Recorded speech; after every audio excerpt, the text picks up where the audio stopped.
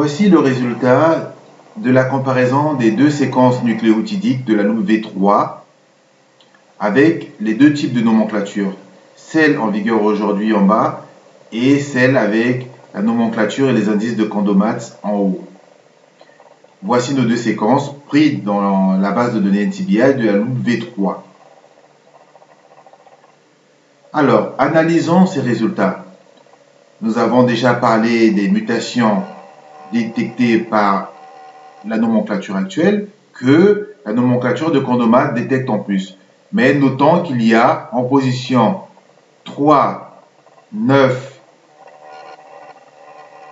17 et 30 des mutations dites silencieuses qui agissent sur la troisième base du codon qui code pour ces acides aminés qui ne sont pas détectés avec la nomenclature actuelle observée en position 3, 9, 17 et 30. Ces mutations, on dit que ces mutations ne sont pas détectées.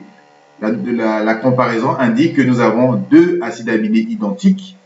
Ce qui est vrai, nous avons des acides aminés identiques en haut et en bas, mais les indices de Condomax permettent de dire que les acides aminés sont identiques, mais les indices sont différents. Donc, R5, R indice 6 en haut et R indice 5 en bas, qui permettent de dire que nous avons une mutation silencieuse qui agit sur la troisième base du codon au niveau de la séquence nucléotidique. Donc aujourd'hui, les applications de Condomax permettent de détecter les mutations dites silencieuses, alors qu'avec la nomenclature aujourd'hui, on ne le peut pas.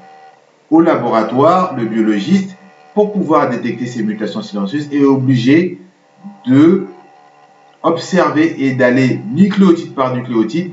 Il va passer en revue les 102 ou les 505 nucléotides de la loupe V3 pour pouvoir détecter ces mutations silencieuses. Ce qui est fastidieux lorsqu'on sait que la loupe V3 est l'une des protéines les plus petites en termes de longueur de nucléotides.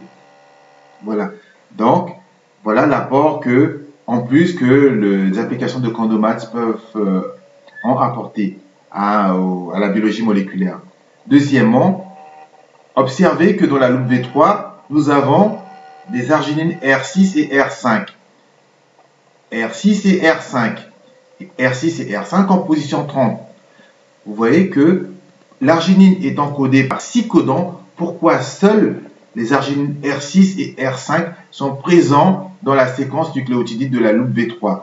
Alors la question est posée, ouverte à tous les laboratoires de recherche dans le monde qui travaillent sur la loupe V3. Ça fera l'objet d'une prochaine présentation. Deuxièmement, observez maintenant, les mutations sont groupées de 10 à 13 et 2 par 2.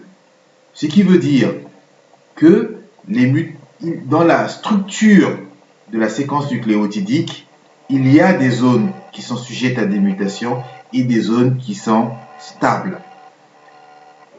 Voilà un peu les apports que le logiciel de Condomax a apportés et qui fera l'objet de prochaines présentations. Merci.